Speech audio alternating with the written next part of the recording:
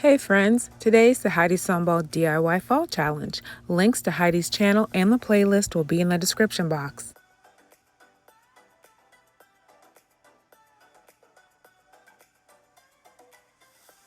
I'm starting my first project with a chipboard gather sign I found at DollarTree and some white apple barrel matte paint.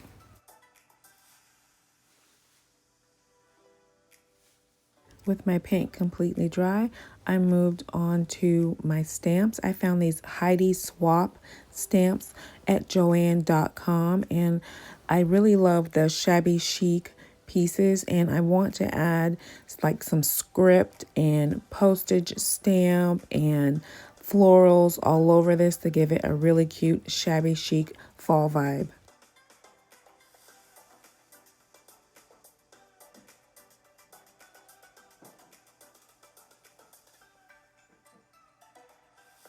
And I started out just using this black ink. I found this at Michael's. Actually, all the inks that I use with these stamps I found at Michael's, and most of them were near the register in those like little dollar, $2 bins. I love the tone of this pink for this peony stamp. It's going to look really nice against the white paint and contrast with the black ink.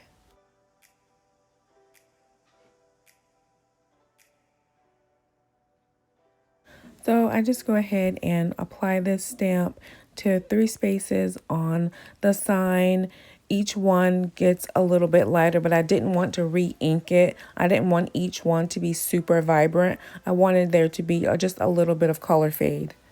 And then I chose a smaller flower and I used a red ink just to have a little variation.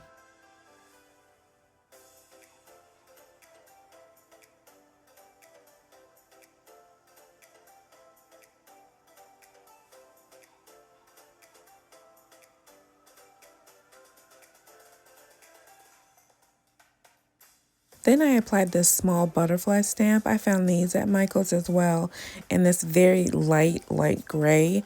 I didn't want to use black for the butterfly. I wanted that to have a little shade difference as well. And then I grabbed these Paige Evans stamps and I just took the small heart and put a few hearts around the sign just as the final stamp.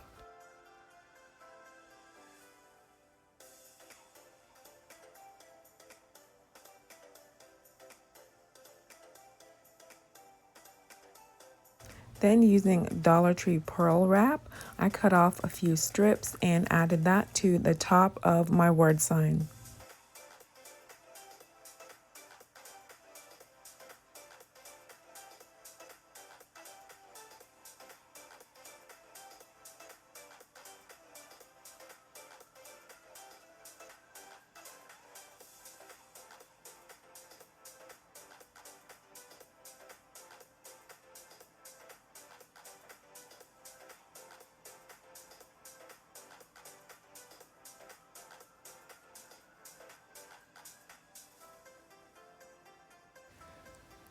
Oh, this gather sign just looks so adorable. Let me know what do you think of it in the comments.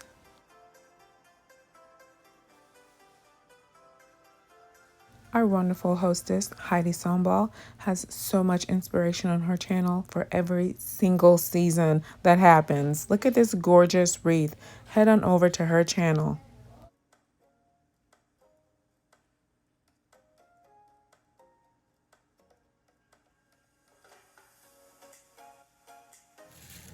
I have a Dollar Tree styrofoam pumpkin that's already been painted white from last year. Some tissue paper, and crumple it, and I'm going to use some of that same stamps that I used for my gather sign and Mod Podge my tissue paper pieces all over my pumpkin.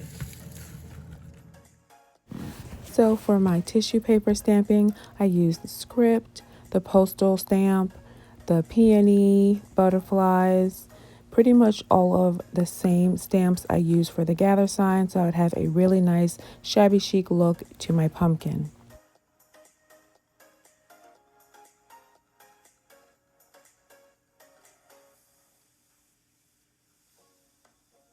Once I pretty much had my entire tissue paper covered, I started to tear the paper into long strips so that I could Mod Podge those pieces onto the foam pumpkin. I hope you'll consider subscribing to my channel. I'd love to have you on board. I use matte Mod Podge to apply my strips.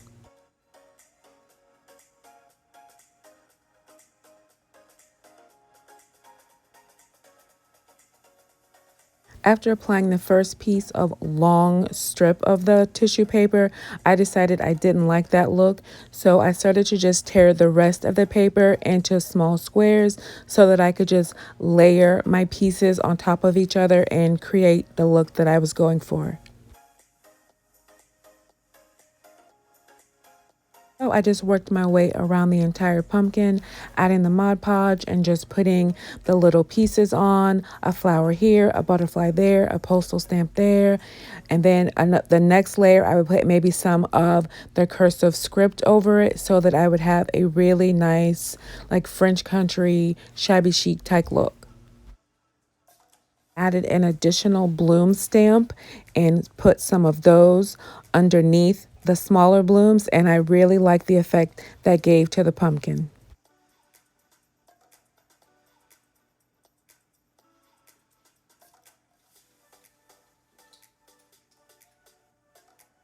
Decoupage complete and the Mod Podge completely dry, I moved on to building up the top of the pumpkin.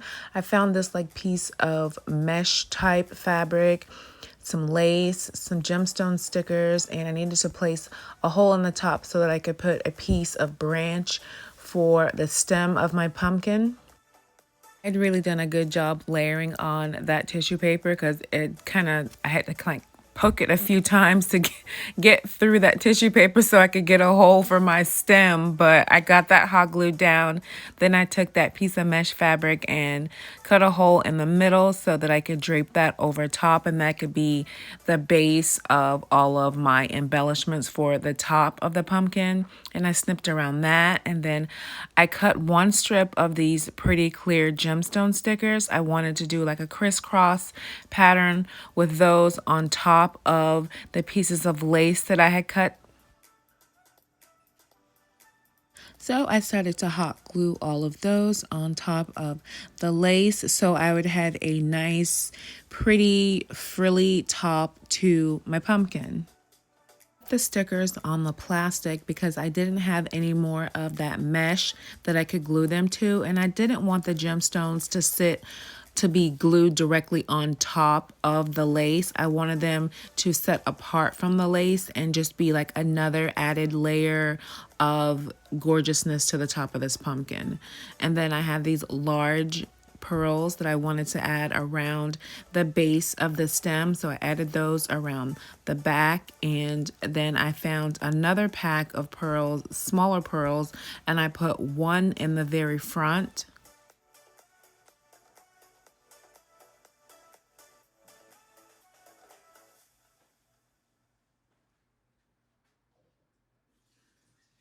And I wasn't finished. And I remembered I had these small roses from Michael's, so I pulled off two of the rose buds and I added those to the front just for a little bit more shabby chic beautifulness, and I love the way it turned out.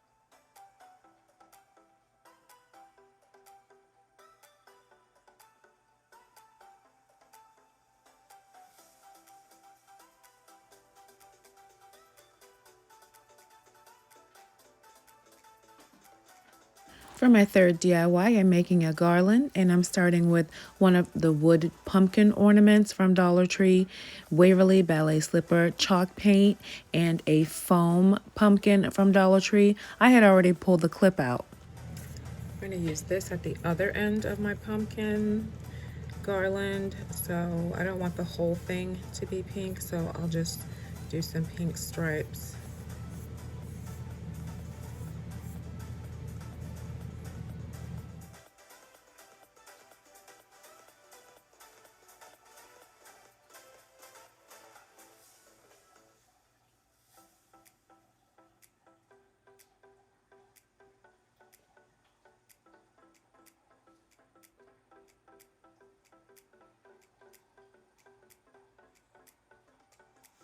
With the paint dry and my pearls all strung, I went to my rub-on transfers and I snipped out the word thankful so I could apply it to one side of my pink pumpkin.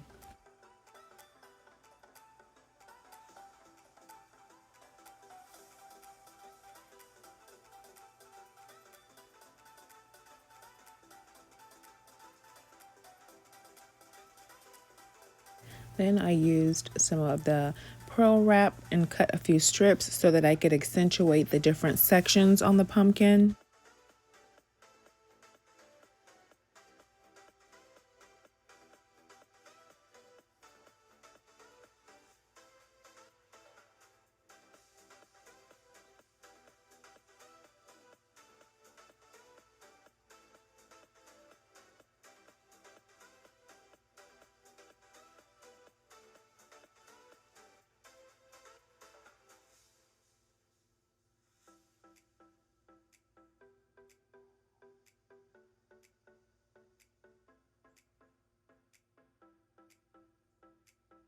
And for the back side, I'm using the gemstone stickers.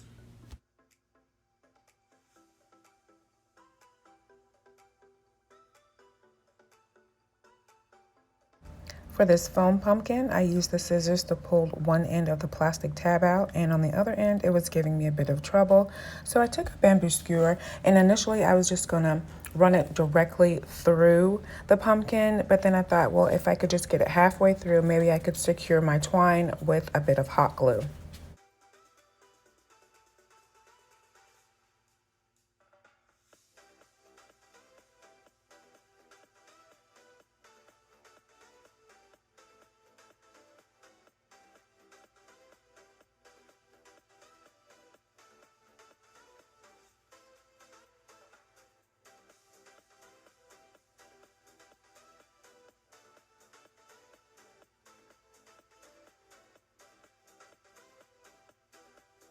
With my foam pumpkin secured, I snipped the other end of my twine, added a bit of hot glue, and then pulled it through the hole in the top of my wooden pumpkin, tied my knot, and that was it for my garland.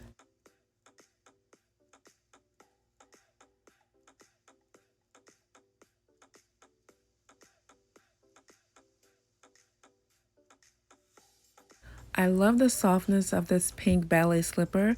Tell me, are you using traditional fall colors this year in your decor?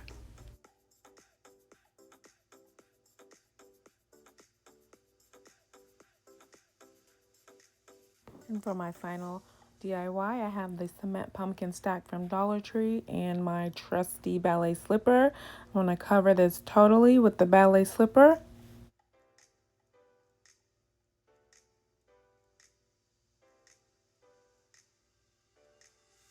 With the paint totally dry, I moved on to adding my secondary color, which would be Apple Barrel Matte White Paint. I'm going to alternate the very bottom section with every other one being white.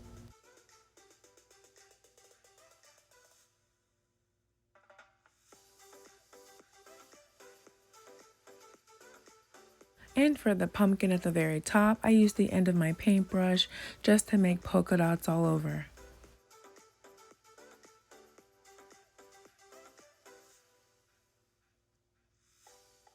I added pure gold from Folk Art for the stem and leaves.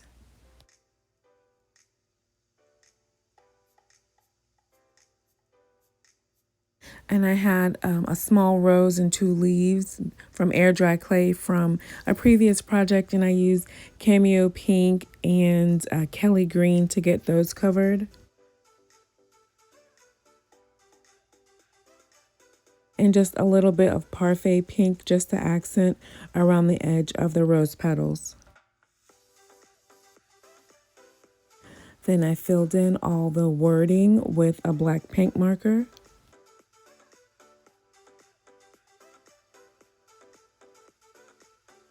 I used a gold paint marker to accentuate the lines between the pumpkin on the very bottom.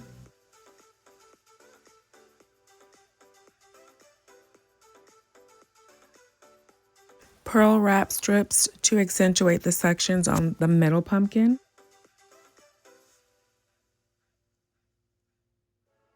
Then I attach my rose and leaves at the very top with hot glue.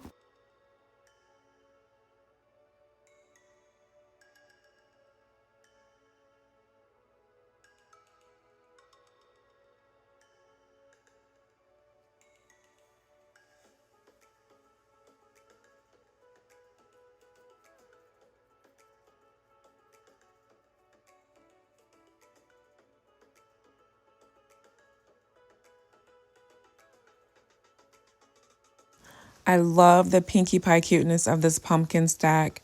Let me know in the comments, what do you think of this shabby chic cuteness? And here's a look back at my other shabby chic DIYs. I hope you've enjoyed this video. This was so much fun to make these projects. Please enjoy the playlist with all these talented creators.